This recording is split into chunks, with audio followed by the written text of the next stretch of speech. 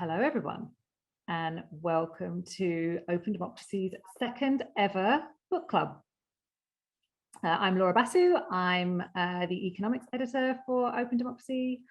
And I'm very excited to welcome you all here tonight. And I'm very excited to welcome our author, who is Eli Lee, who has written the novel A Strange and Brilliant Light, which came out just a couple of months ago, I think, earlier this year.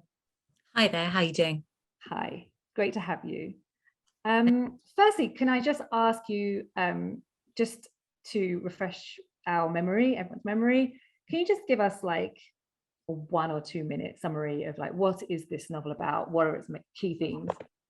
Yep, sure. I'm going to hold up a visual aid there for everyone. So the main theme of A Strange and Brilliant Light, the main thing I'm looking at is automation and what happens when we lose our jobs and what will happen to people's futures when the jobs that they wanted, the career paths they wanted, the lives that they wanted are taken away from them. And the question is, what's left? Is anything left at all? So that was the kind of the kernel of the idea for the novel, and it kind of went from there. And the other two things it branches into, the first one it branched into, which I was surprised about when I was writing it, is the idea of conscious AI, and which is a much more sci-fi idea and less of a realistic idea. Obviously, can we achieve conscious AI? And if so, who will do it and who will own it? And what does it mean for society? And the other idea was the world of relationships. So looking at relationships between siblings and relationships between friends and family relationships, and also relationships just, in terms of who you partner with and who you love. So those are the main areas of the book. Cool. And it's kind of set in a world that is kind of in a way very similar to our world, but also slightly different. Yeah, it is. It's set in an alternate universe, which was a controversial choice. It turned out when it came to getting a book deal, when I wrote it, I just thought it made total sense to set it in an alternate universe, and that's how it came out of me. But it turns out that it's not the easiest thing to market. That said, I wanted the imaginative freedom that gave me, so I'm glad that I did it. That's interesting. So why is it harder to market if it's set in an alternative universe? Who's to say? I don't know. I think that at the moment, the trend in publishing is very much for dystopian novels, like kind of near future dystopia or post-apocalyptic dystopia. And the idea is that if they're set in the real world, I guess that the idea, I suppose, marketers think that has more resonance with us. And so anything set in an alternate universe is really unfashionable, although there's a long history in science fiction of alternate universes. Like if you think about Ursula Le Guin, she always wrote in a slightly, no, not always, but very often wrote in a slightly alternate universe. So it's a known thing to do in the genre. It's just really out of fashion at the moment, which I should have considered, but you do what you do. And I think it's quite nice to be unfashionable. Yeah, I thought that was an interesting choice. There's actually going to be a question of mine. Maybe I should just ask it now. That was actually something that I was wondering about, that this kind of universe that you set it in a way was, so the main difference obviously was that AI was more advanced, but there are other differences, but also lots of similarities. Like something I thought was interesting was about, you talk about sort of food and things, and some of the food products are the same and some are different, and in terms of like the sort of places, they are different and they have different names, but they reminded me very much of existing places. Yeah. Why, what was that freedom that it gave you? Why did you decide to set it in an alternate universe that was nevertheless very similar to our world? I think the first thing it does is it lets you off the hook with having to pin your characters and the culture in that world, your world building, down to any one specific thing. So if I set it in the UK, or if I set it in, I don't know, the United States, then I would be forced to, everything would have to be within the confines of what's already there. Even if I said it in the near future in those countries, it would still be limited to their geography, their culture, their history. And I knew that if you're writing science fiction, one of the beauties of it is you get to do world building. You know, like George R. R. Martin does world building. It's what sci-fi and well, he's a fantasy writer, but it's what sci-fi and fantasy, what we get to do if we want. And so I thought, I knew that I was going to build a world, but it so happened that the world I was going to build did tend to cleave to our real world in many ways. But I also had the freedom to create, as you said, a slightly more technologically advanced society. I had the freedom to create working class characters who didn't have to be tied to the extremely codified class structures of the UK, or to sort of find out about the class structures in any other country accurately enough to put them into a novel. It gave me that freedom to take class issues and take issues of relationships and power and, you know, people's hope for the future, and work on those issues, as opposed to having them defined by, oh, this is set in Britain, or oh, this is set in America. So it allowed me to look at the issues as opposed to a specifically pre-existing context, if that makes sense. Yeah, I understand that. That makes sense. To sort of, yeah. Can you just tell us a bit about how you got interested in that, and like why you decided to write your book about those themes? Yeah, sure. So just to preface what I will say about that with the fact that with the confession, I'm also interested in, that's not my specific interest. And, you know, the next novel I'm writing is probably going to be more of a kind of like literary, maybe rom-com style things. So, you know, my things do shift a lot in my brain, and I do tend to pick things up, get completely obsessed by them, and then put them down and get obsessed by something else. But I did do a master's in political theory many years ago, and so there have always been ideas of freedom and democracy, and you know, like I did a lot of Marxist reading in that master's, and all of that stayed with me. I also read a lot of Hannah Arendt, who talked a lot about what you know, what a self should be, what a political self should be. And so I've always been very interested in political thought, even though I knew after that master's that it wasn't really you know, I wasn't going to do a PhD in it. I knew that wasn't for me. With AI and tech and universal basic income, like another strand of my interest has always been just tech, Silicon Valley, you know, the slightly utopian, actually. I've always had utopian, I've had a preference for utopia. That links back to my political theory masters, where I read a lot of Herbert Marcuse, who did quite a lot of utopian thinking. And the kind of science fiction I like is the rare kind that is utopian. And when it merges with ideas of tech, it usually merges with it in terms of AI. And so there is just a part of my mind, and it might literally just be because when I was younger, I watched things like the Jetsons, and I watched TV shows where, like Girl from Tomorrow, where I saw these incredible futures, which were mesmerizing, and they were full of AI, and they were set in the future, or you know, near future or far future, and they wormed their way into my imagination, and they never left. So, you know, it turns out many years later, I'm still that same girl who is kind of obsessed with the future and obsessed with the utopian version of the future, and AI links to that. So with the political and the utopian aspects of me, you kind of marry them together and you get this novel. I also like utopian fiction. I really like The Dispossessed by Ursula Le Guin, and Woman on the Edge of Time by, yay, and you know, Woman on the Edge of Time. Yeah. That's great. But your novel is actually not utopian, is it? Well, I suppose at the end it is. Yeah, I don't know. People were describing it as dystopian. I was like, it's definitely not a dystopian. I think, is it utopian? It's a good question. I mean, it depends. I guess it depends what perspective you decide to view it from, because I think in two senses it's utopian. But I know that one of these senses, I think you disagree with me already, because we emailed briefly about it. So the first sense is that I wanted it to be a novel where people ultimately cooperate and the big, great capitalist machinery is defeated. And so that does happen. Sorry, that's a real spoiler, but you know, whatever.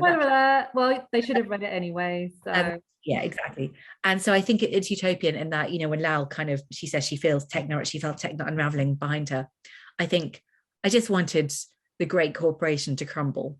And so that was utopian aspect, and that she worked together with her sister and her best friend, despite them all being so different and at odds throughout the novel. And the second potentially utopian aspect of it is that the AI is not going to be owned by, an Amazon or a Jeff Bezos or an Elon Musk. It is going to be not even owned by the people actually, but completely free. So it's going to be, another, and as it says in the novel, another species, another entity, kind of self-determined autonomous entity. And whether or not that's utopian is up for discussion, as we have discussed. But I felt that was a better ending for AI than being subordinate to or being owned by either big capitalist or even owned by the people. Even fully automated luxury communism style AI was not quite good enough in the end, I thought. Yeah, I think that question of sort of who owns the robots or does anyone, I think, is really key, and I think we should come back to it. But I was going to say about the utopian thing, I suppose the sort of bulk of the novel is not utopian, but it's got the ending has utopian promise, I suppose. Yeah, definitely. For me, it was really interesting to sort of follow the journey that Rose went on, right? So Rose, who's one of the three main characters. So all of these, so sort of automation is pretty advanced in this universe, and it's a capitalist universe. So people are losing their jobs and they're unemployed and, falling into poverty. And Rose comes from a family and a sort of friendship group that is being really badly affected by this. And she becomes kind of involved with activism, and she goes on this kind of political and intellectual journey where she begins with a sort of a version of universal basic income. And she meets this guy, Alec, who I guess is a sort of a union organizer who is really into the universal basic income. Yeah, although he thinks unions are rubbish, so he set himself up against unions as a kind of like the alternative to unions. Okay. So did she begin at the union and then sort of gets sort of into this Alex sort of universal basic income world, and you have a different name for it, which is source gain. Universal, but in case anybody doesn't know, universal basic income is basically like a universal benefit. So everybody gets a certain amount, say £1,000 or euros or whatever every month, regardless of their income or anything. So it's sort of a basic income that is universal for everyone. And so there's this big sort of vocal group, and there are lots of universal basic income enthusiasts out there, and this is a very powerful idea in the book. But Rose ultimately rejects this idea. Could you explain that? Could you explain that sort of journey that she goes on, where she sort of, her sort of political and philosophical journey? Yeah. I mean, Rose, I find it really interesting. She was based on one of my friends who is a very, in the weeds political activist and does amazing things with her life and is incredibly committed, like left activist. And it was also a bit based on our friendship that I kind of was a bit more bourgeois materialist, and she was doing really amazing political things, and that's the lull, that's the kind of the severance between the two best friends that you see in the book. But Rose was coming from a quite difficult position because she's working class, and her dad was a union leader, a big union leader, a famous and well-regarded union leader, and when he dies, there's this kind of she realizes that he is the overwhelming presence in her life, and that she instantly has transferred that onto her brother, who has stepped up to become, he works in a warehouse, which is quickly being automated. And he has taken over as union rep for his sort of section of the warehouse. But he's not like their dad. He's a powerful guy, but he's kind of different. And she admires him, but she sort of wants to do something herself, and she wants to kind of find some other kind of art. He's very, very worried about automation and how it's in the novel, it's very quickly taking jobs. It's just like you turn around and your job is gone. And Rose really cares about not just her own job, like so many people, but she cares about the collective. I wanted to make her very outwards looking, and she's always known, like, from that's not something she turns into by the end of the novel. She's always like that. She always thinks about society as a whole. She's just profoundly political. But she's just been overshadowed by these kind of two sort of huge figures, her dad and her brother, who are both kind of so explicitly political that there's been no room for her. And anyway, she meets this guy, Alec, and his basic income group, the basic income is obviously a very good idea. And in the novel, I don't take issue with the idea of basic income too much. Like it we can talk about it here separately, but essentially I say, yes, this is great. And then at the end, I kind of add a sort of, but maybe we should also think about this to it. The problem is actually Rose realizes that it's more about her inner psychology. She transfers her need to have a kind of like pedestalized man in her life. She transfers that onto Alec, this guy who runs a basic income group, because he's political, he's charismatic, he's middle class, unlike her. He's got a PhD, he has friends who are at universities. He's everything she wants to be. And so almost unconsciously, she starts sleeping with him, but it's just, does she want to be him or does she want to have sex with him? She just becomes once again in the shadow of yet another man. So a lot of Rose's journey was about breaking out from the shadows, which I'm not sure, I don't want to say that this is something specific to women at all, because it's just absolutely not. But if there are powerful presences in one's life who are kind of there in the sun and you're in the shadow, it was very much that for Rose. I wanted her to step into the sun herself, and the way that she would do that was by finding what she truly believed politically. And she needed to do that by seeing her dad and her brother and this other guy, Alec, knocked off their pedestals and realizing that all the glitters ain't gold, none of them are perfect. Alec turns out to be basically out for himself and totally patronizing to the workers that he tries to help. And as when she starts realizing this, that's when she can step into her own politically and become the kind of leader that she has always wanted to be, but never found the confidence. And what idea does she find that replaces sort of the idea of universal basic income? Well, she ultimately decides that the problem with UBI in this version of UBI, because it's kind of collected in different ways, it has different setups, but in this version it would just be kind of a very basic tax the corporations, and the government will give the UBI to people. And Rose thinks about this and she thinks, well, if we're dependent on the government giving us money, Rose is very, very, very anti-government. She does not trust the government, and she doesn't want to have pocket money given to her by the government because she knows it'll be full of conditions and strings attached. And she is to some great degree an anarchist, and she's just like, why are they in charge of giving us money from the corporations? And the only reason the corporations are going to make this money is because they're the ones with the technology, because they will own, if the corporation like Technet in the novel is an equivalent of Amazon or Google, why should these corporations get rich off the technology that is going to impoverish everyone and make everyone lose their jobs?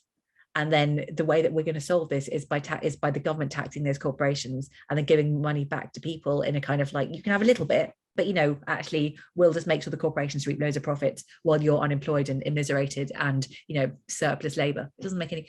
So she was just like, that's just profoundly unfair. So she decides that maybe the best thing to do is, as he was saying, who owns the robots? If the people owned the technology, then, which is known like nowadays as the kind of like joke idea of fully automated luxury communism, if the people owned all the AI, and then you wouldn't actually need basic income, you move beyond it, because then people have their own source of income. We're kind of all in this collectively together, and it's not a power play between corporate profits, government, and at the very, very bottom, desperate people begging for handouts or needing handouts. It's much more equitable, flat scenario. So that's what she goes for. And then something else happens that makes her change her mind about that.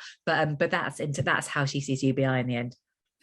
But then there's a kind of twist, a sort of a political or intellectual or philosophical twist at the end, where Rose actually ends up rejecting the communist idea as well. Could you talk us through that? Yeah, I mean, this is one of the things about writing science fiction, which I kind of realized as I was going along, is that you, if you're going to write about artificial intelligence, so much of sci-fi about artificial intelligence is about conscious AI. The robots suddenly thinking for themselves and just deciding what they're going to do for themselves. And as I was writing the novel, I realized that if I was going to, I could kind of see it was stretching, especially one of the characters, Janetta, who is the one who she kind of designs the artificial intelligence that goes out into that world.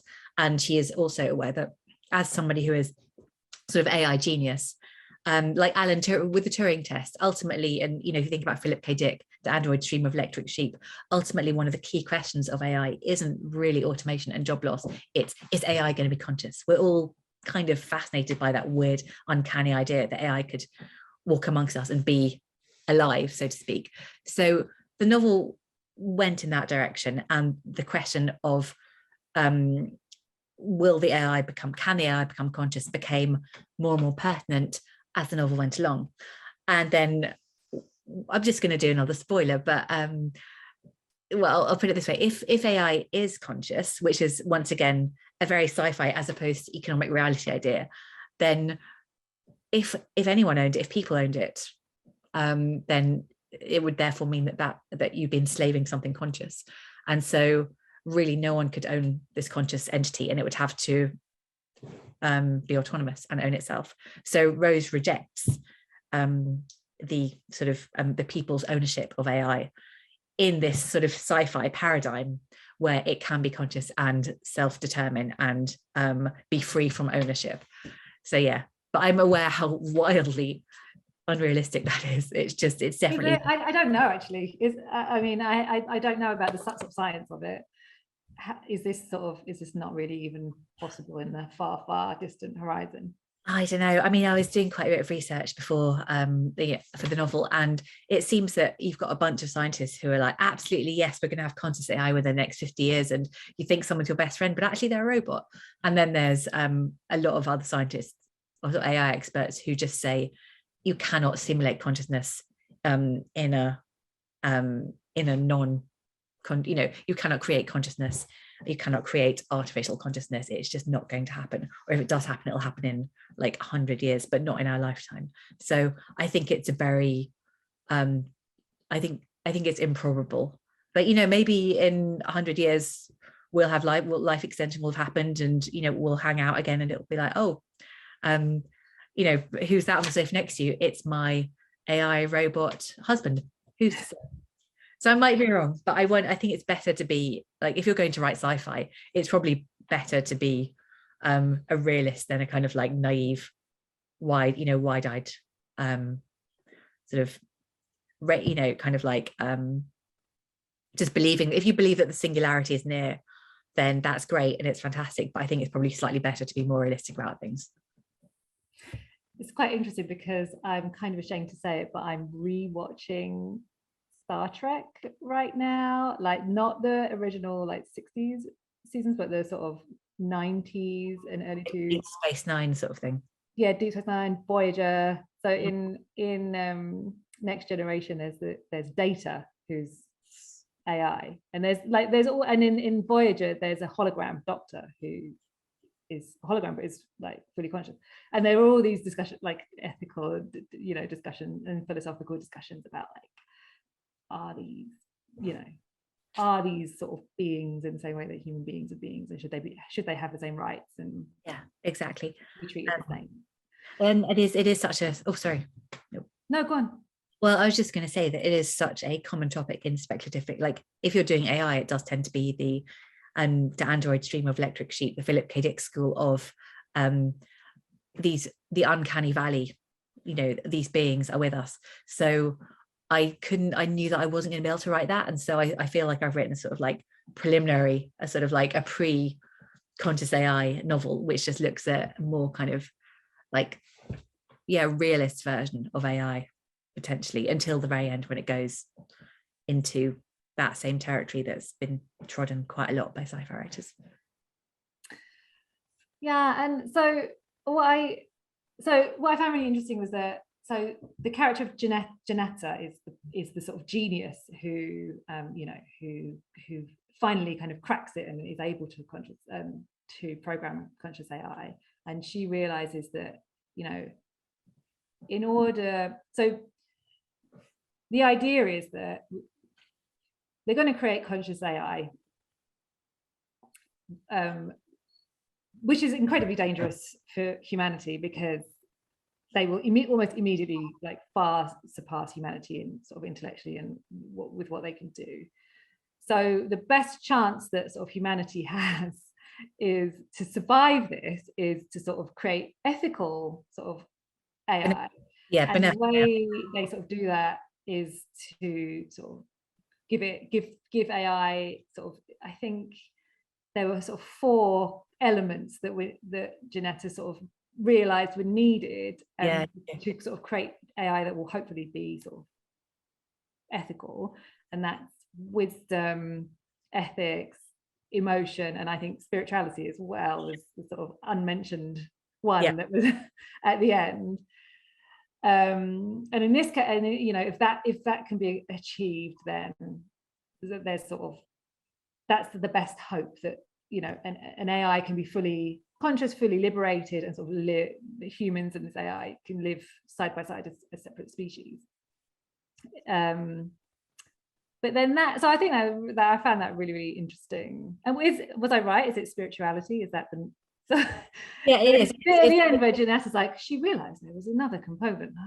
What is it? It's kind of like it's spiritual grace, I guess, as well, because she had a moment of grace, which Janetta has a lot of personal issues during the novel. She's plagued by a whole load of stuff which she never knew she had, because she's been so busy working for all her life. And when she finds a moment of sort of self-compassion and spiritual grace, I wanted her to realize that's kind of that sort of, it was quite cheap. It's quite hippie-ish, like that kind of connection with something grounding and bigger was, she realized that would be, because it's sort of, it's really embarrassing, because I've got a friend who is he works in AI, and when he was reading, I would ask him like, can I do this? And he said, that this is like codswallop compared to what real AI is. And I would just say, I know. But so sometimes I talked to him to make sure stuff that happened in the novel wasn't entirely insane. But other times, like the magic formula for AI consciousness, I just had to take extreme artistic liberties with that one, because it's a novel. And so the idea that sort of you'd have this Buddhist sense of a bodhisattva moment, or a moment of I don't know, whatever you want to call it, like a Christian moment of grace or something, would be needed in order to create this full consciousness, is hilarious and silly. But I decided to do it because it's a novel and no one was going to stop me. So there we go. And it's just interesting. I mean, in a way, it doesn't matter if it's not going to happen or not going to happen like anytime soon. It's interesting to just follow that train of thought and see where it leads you. That's what I thought anyway. I think so. Yeah. And also the whole, one of the key things of the novel was also about kind of emotional, or like, AI is such a rational thing, and everything's rational and logical, and the whole, if we sort of the idea of progress as well, and linear progress, all of these things are so there's not much space for the depth or emotions or the unconscious, or people's inner lives, and the kind of the idea of progress, and for the kind of the march forward and modernity and stuff.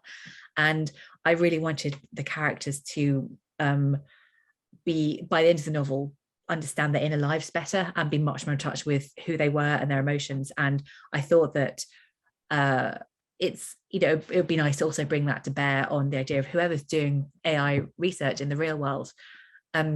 How are you going to think about it's similar to AI ethics, but it's like how is AI going to interact with human emotions? And if we had conscious AI, how would what do we need in terms of emotional intelligence as well? So it's emotional intelligence as well as spirituality. I felt that that's, if you're going to create a completely conscious system that's fully rounded, you need both those things.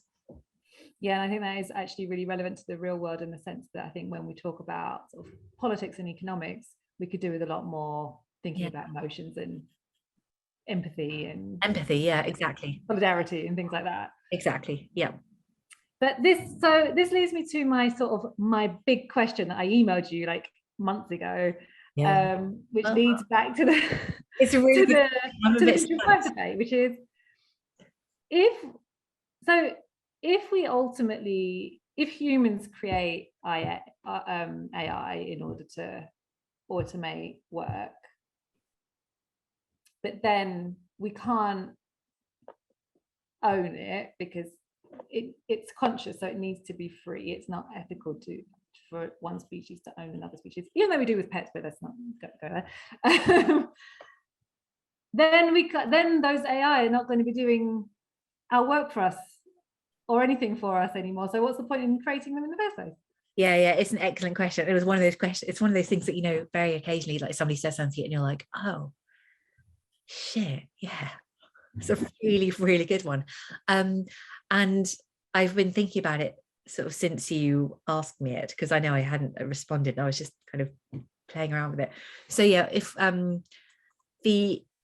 and I didn't really have a brilliant answer for it, because ultimately, well, I had two answers. The first one is that it seems that, going back to what I just said about the march of progress and technological progress, seems to be this force that humanity can't contain, because whether it's utopian urge or some kind of like, you know, this drive towards bigger and better technology the whole time, if it is inevitable that we're going to create something like conscious AI at some point in the next 100 years, then my first answer to you would be, yeah, okay, maybe what's the point of creating it?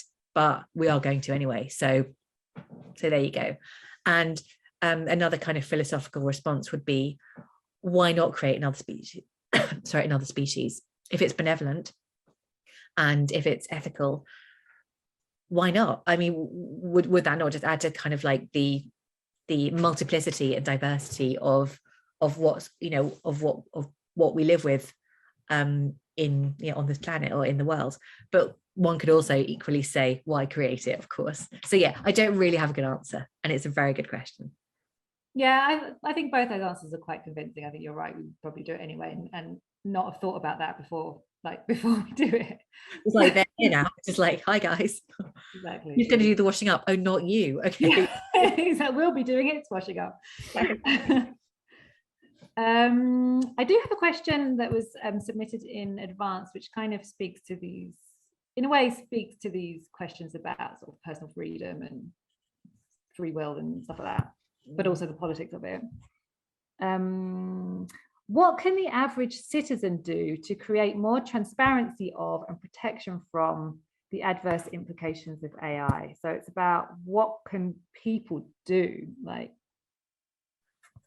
I mean, that's I think from Rosa's position in the book, she finds it incredibly tough because AI is dominated by, you know, it's owned by the big corporations, and yeah, you get people in universities working on AI, like Janetta is in the novel. She's just at university, but for the most part, the average citizen is pretty powerless, because we can't really, you know, you can tweet at Elon Musk with a meme, and maybe he'll, you know, respond if you're lucky, but it's very, I think I'll give a more positive answer in a second, but my negative answer is that we can do very little really, because you know, the AI that exists nowadays, the kind of stuff that keeps the trains running on time, or the algorithms that are in your Facebook or Google or whatever, they are just you know, it's all protected by corporations, and they are so enormous that you can leave Facebook and that will, you know, that's kind of like a protest, but they're so big that these are kind of like small thkind, and I think really it's very difficult for us to do anything as AI encroaches more and more. And it's like the same with automation as well. If you kind of, when all those you know, we went to supermarkets and there was a time when you didn't have any of those automated cashiers and you just only had people at the tills, and it wasn't as though any of us could do anything about the automated can't remember what they're called, the automated tills coming along. It just kind of, it's all very, very top down, and we're very disempowered. And so I think it's very difficult. On the other hand, you could, I mean, there are groups, and there are ways to protest, and there are ways to register your discontent, and there are things to get involved with. As you know, Laura, there's loads of, if you're interested in basic income, you could join basic income groups. And if you're interested in ethical robotics, there are things you can join for and to petition for ethical robotics. So there are things we can do. I just think it's the usual problem of, we live in a capitalist society. Sorry to be so glib about it, but that makes everything really hard for the average citizen who can see, the power dynamic is just not on our side.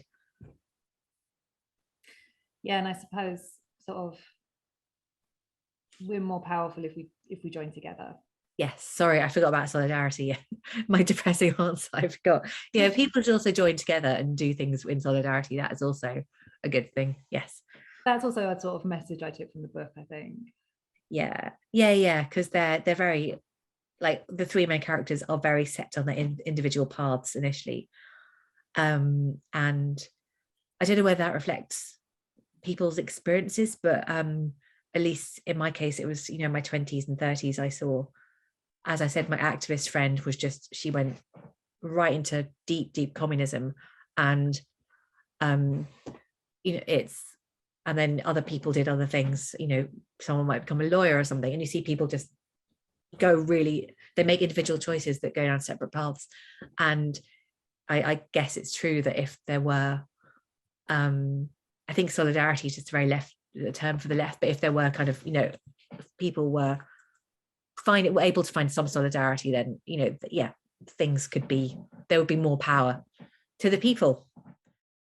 Okay, well, there is one area that we haven't really talked about yet that I think is really important, which you have brought up, but we kind of I sort of went around it, which is the gender dimension, right? Like, you chose to write this novel about 3 young women, which I found quite refreshing, that this was about, a story that was about all of these things and themes and the politics of it and the sci-fi and the sort of philosophical, ethics questions. But it's also just like a really good read about 3 young women. Can you talk us through your choices there and why you decided to do it that way and what that means to you? Yeah, I mean, I wonder whether I would have been able to write a perspective from a 20-something man, and possibly, yeah, maybe I could have done. I just, for some reason, I don't know, it might have been a sort of personal choice, but the people who influenced those 3 characters were mostly, they were women. And I also it was just clear to me from the get-go that I wanted to write about a pair of sisters and a pair of best friends. And I think one of the reasons was because I really wanted to get into what it's like to be in your 20s and to feel lost and confused. And I know this is, wherever someone is on the gender spectrum, this can be the same for everyone. But I guess because I'd experienced a female version of it, and my close friends were often experiencing it from a female perspective. That's, all of that kind of got distilled into the novel. So when it came to writing it, it felt as though that was the thing that I could be most true about, was being a lost and confused woman in your 20s. And that was what I was able to write about most accurately, I guess. So in a sense, that's because, so the characters are female because that was the most, how can I put it? It's kind of like, that felt like the most truthful version of what I could do, if that makes sense. Yeah, that it really it resonated with me. I think it felt authentic. Would you say it's a millennial novel, or is it? I suppose they would be Generation Z, Zoomers. I felt like it was a millennial novel. Do you think it's I don't know. Well, I don't know what the difference is really, but to me, it felt millennial. I guess it could be millennial in that the generations that might genuinely have to deal with automation taking their jobs in a real way are, first of all, working class Generation Z, and I say working class because I think a middle class millennial who is going to become if you're going to become a a professor, for example, then you'll probably be safe for a bit longer than someone who hasn't, because the novel, like Lal's mum is a cleaner and her grandma was a cleaner, and it's, so I think class is as important as what generation you're in. So I think, yeah, they're probably, I would call the girls in the novel working class, Generation Z. Yeah, that makes sense. Yeah. Well, our time's about up, so I think this is a good place to wrap up. I want to say thank you very much to all of our attendees, and a huge, massive thank you to Eli Lee, author of A Strange and Brilliant Light. It was really nice chatting to you. I feel like I got a lot of my questions answered. Thank you very much, everybody, and see you next time. Thanks so much.